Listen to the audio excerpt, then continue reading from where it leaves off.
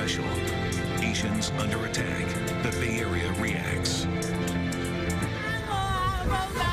I cannot see on my left eye. The hell is wrong with us? It's very disturbing to me. I'm just so afraid. It makes me sick. Is the city doing enough? Our community is incredibly fearful. Thank you for joining us. I'm Elizabeth Cook. And I'm Choi. The images are impossible to ignore. This evening, we ask what's being done about these attacks and how you can help the AAPI community. In San Jose and San Francisco today, a powerful show of solidarity against anti-Asian hate. The rallying cry, enough is enough. Nearly half of the reported anti-Asian hate incidents across the country in the past year happened in California. These are just some of the faces of those targeted here in the Bay Area. We begin our special coverage this evening with KPIX 5's Betty Yu. She's been covering the attacks and spoke to some of the victims and their families. Graphic videos of elderly Asians being attacked in the Bay Area have not let up. This one out of Daly City shows a woman getting assaulted and robbed on Thursday. From Oakland to San Francisco, elderly Asians minding their own business have been beat up, knocked down, and robbed. 84-year-old Vicha Ratanapakdi died from his injuries in January. 75-year-old Pak Ho died from his earlier this month. This past week alone, there were 3 separate attacks on elderly Asian people on or near Market Street in broad daylight. Police say Stephen Jenkins, seen on the stretcher, punched 2 people. He sent 83-year-old Nok Pham to the hospital. Witnesses saw 76-year-old Xiao Zhen Xie fight back. The red eye still cannot see anything, still bleeding. The fear and frustration in the Asian American community has been simmering since the pandemic began. The fact that we have so many vulnerable members of our community that feel unsafe being in public spaces, that should be a concern to not just the Asian American community, but to everyone. Chinese for Affirmative Action is a founding partner of the Stop AAPI Hate Coalition. It's collected nearly 3,800 self-reported hate incidents since the pandemic began, representing only a fraction of the discrimination and attacks that actually occur. Data shows that verbal harassment is the most common form, followed by shunning or avoidance. Assaults and online harassment are also reported. I grew up in the city. I grew up, so many of my friends you took for granted happened to be of Asian descent. And we saw firsthand the bigotry. San Francisco native Governor Gavin Newsom said perpetrators must be held accountable. But also hold those accountable that are the quiet perpetrators of hate that may not necessarily associate it with crimes, but with the kind of bigotry that's often whispered or unspoken. Meanwhile, support is growing for several victims assaulted in San Francisco. The GoFundMe for Xie has raised more than $750,000 in less than 48 hours. My grandma feels very overwhelmed, and she's extremely grateful to everybody that donated. Because our community need help, we will do our best to contribute back. Betty, you've covered so many of these brutal attacks. What is the sense right now among the community?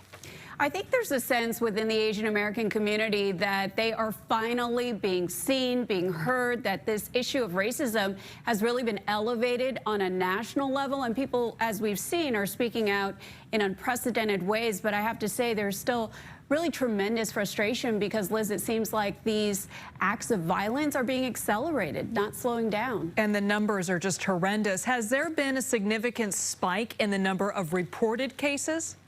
Certainly since COVID in particular, there's been a documented rise in these kinds of cases, but racism against Asians in this country certainly is not new. It does date back to the 19th century with the Chinese Exclusion Act. Liz? Betty, thank you. Well, the recent attacks have many living in fear these days. I spoke with a psychiatrist who told me that fear of being attacked can have long-lasting traumatic impacts. On the streets, inside shops, at night, and in broad daylight. I'm just so afraid. I even don't even go out as much as if I don't need to. So many violent attacks against Asian American Pacific Islanders. What's your concern right now as a resident? it's very alarming. Why is it happening all of a sudden? Is it related to the virus? What are you telling your mom? I'm just telling her, just don't go out unless you have to. Where do you think all this hate is coming from? Oh, the previous government. Kung flu, yeah. Previous government's rhetoric has fueled that. The constant fear of being attacked can have lasting psychological impacts. People who identify and are part of that group are going to have trauma symptoms as if it has happened to them. Dr. Claire Nicogosian is a professor of psychiatry and human behavior at Brown University.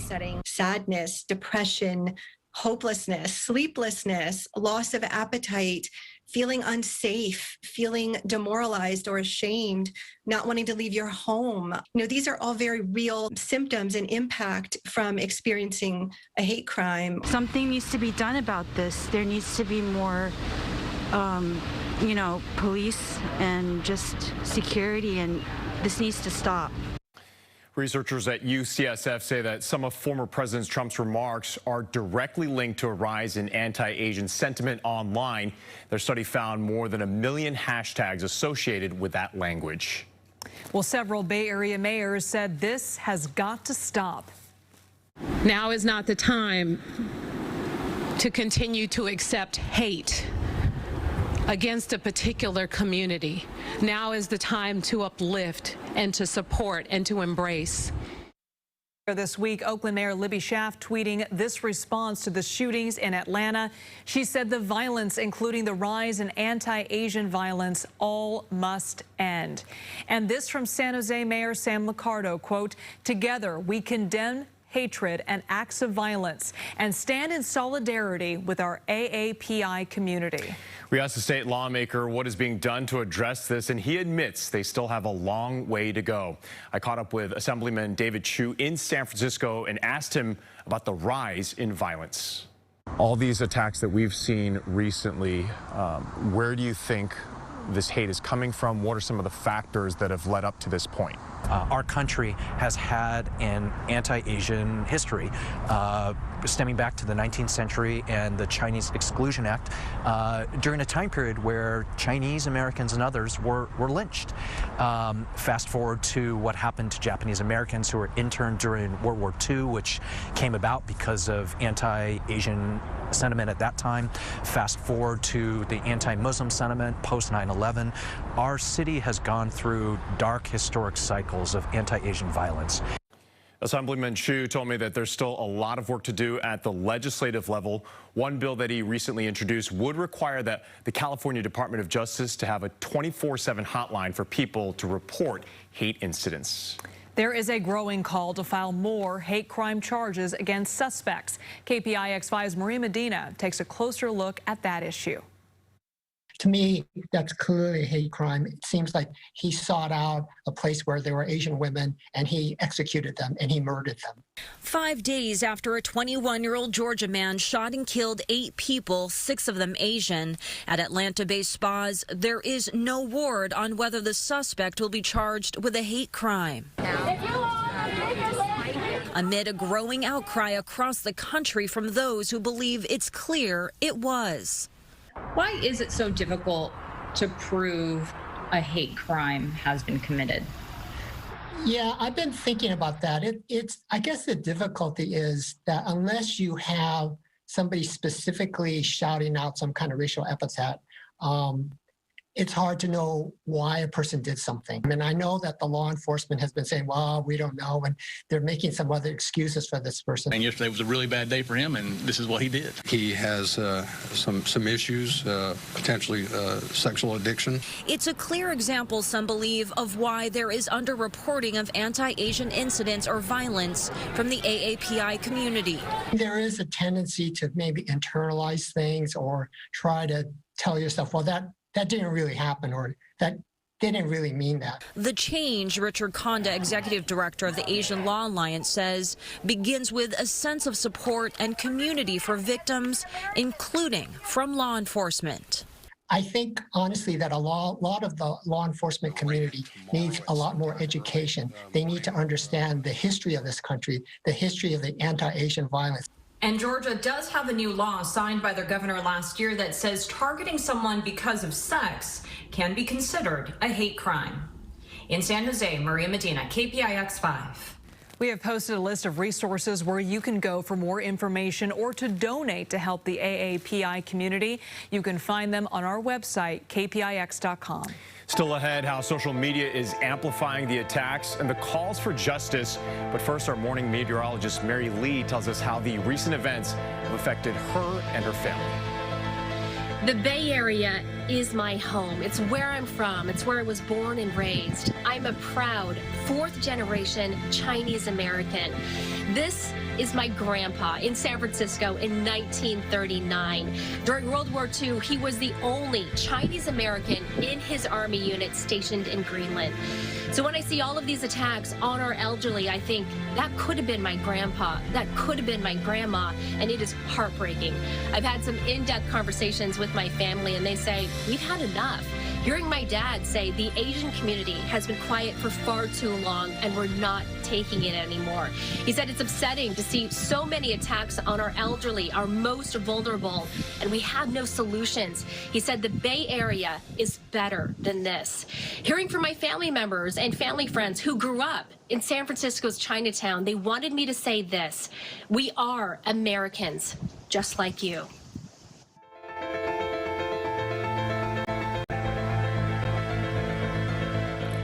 A couple of years ago, I was working in Georgia. I was covering a crash on the freeway, trying to interview one of the drivers who did not cause the crash, but he was very upset, frustrated at the whole situation. I approached him, tried to get an interview. That's when he turned to the state trooper and said, "Get this chink out of here." I was stunned. I froze. I didn't do anything.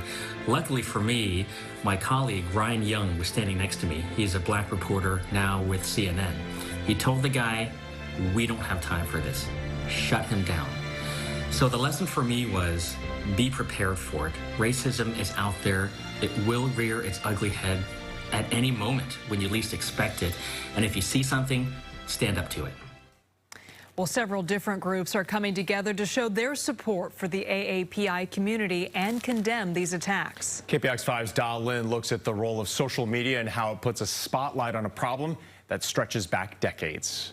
I can breathe. Just as the George Floyd video forced people to see police brutality against African Americans as a real issue,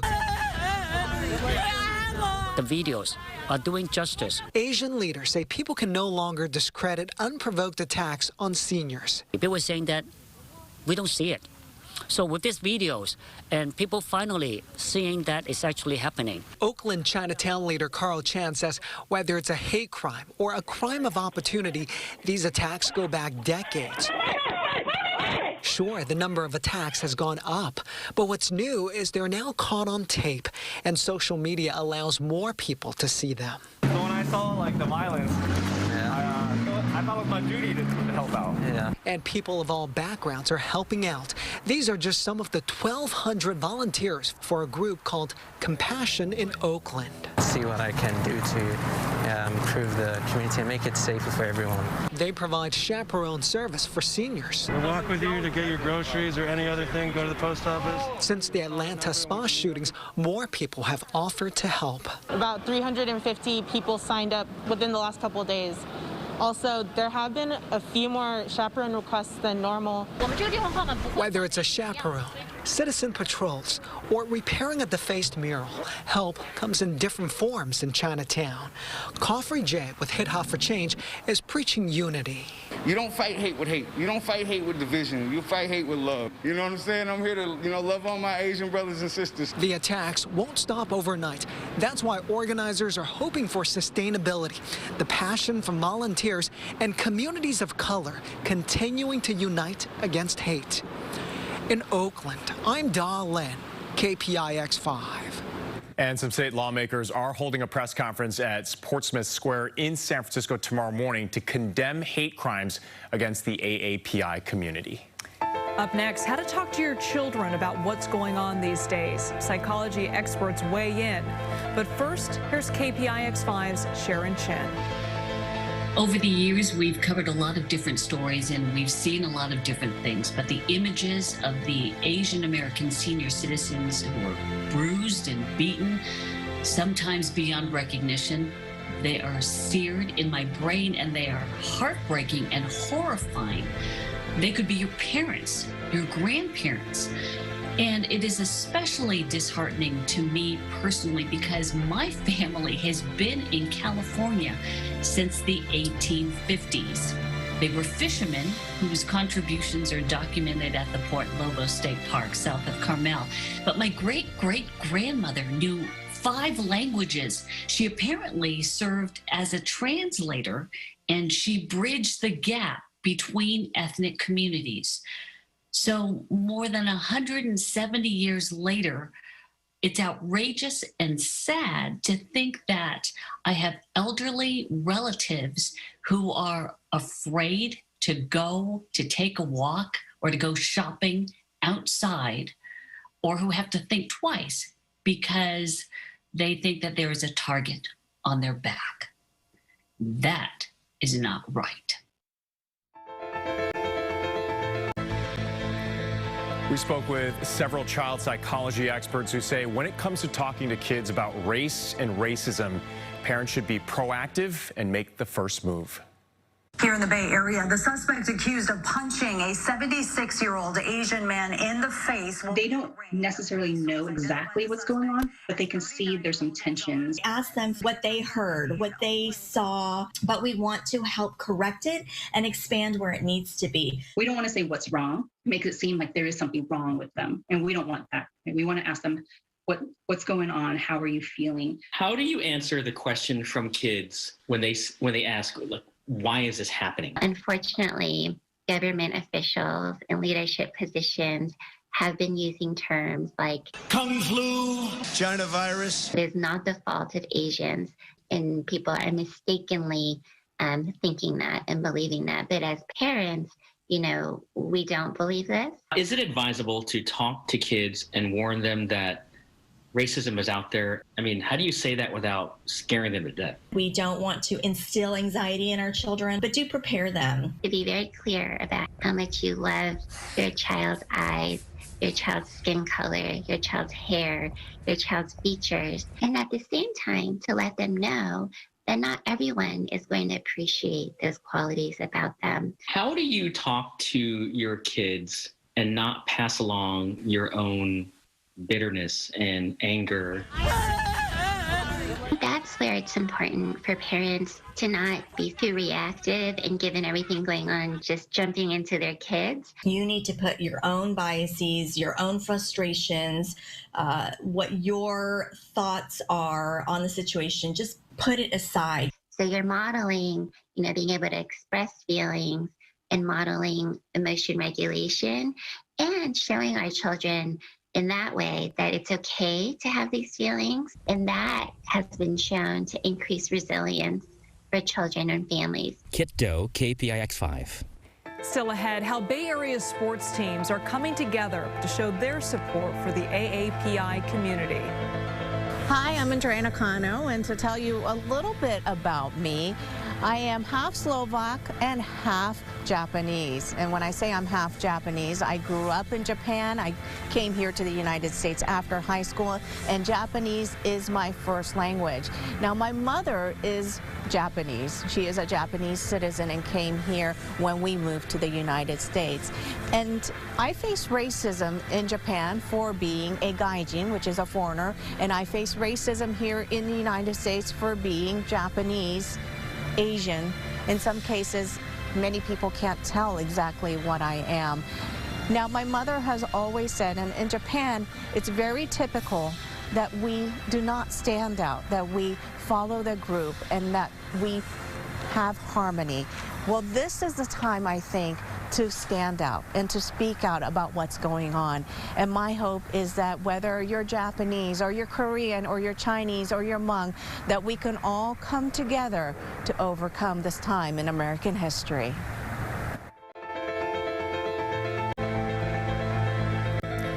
Several sports teams are taking to social media to stand in solidarity with the AAPI community. The 49ers posted this video on Instagram. We are all more alike than we are different. And we all deserve to feel safe in our cities, towns, and neighborhoods. So let's stand together. Let's be allies for our Asian American community. The Warriors tweeted, the continued hatred and racism that's going on in the wake of the pandemic, it's devastating. And the Giants posted this, denouncing the violent acts targeting the AAPI community and standing with the community and its allies against these injustices. There are a lot of resources available to help the Asian American community. You should report hate incidents to police or to Asian Americans Advancing Justice. It accepts reports in several languages. You can also donate to groups that directly benefit the Asian community. Organizations like Stop AAPI Hate and Hate is a Virus. We posted links to all of those sites on our website, KPIX.com. And thank you for watching this special KPIX 5 presentation.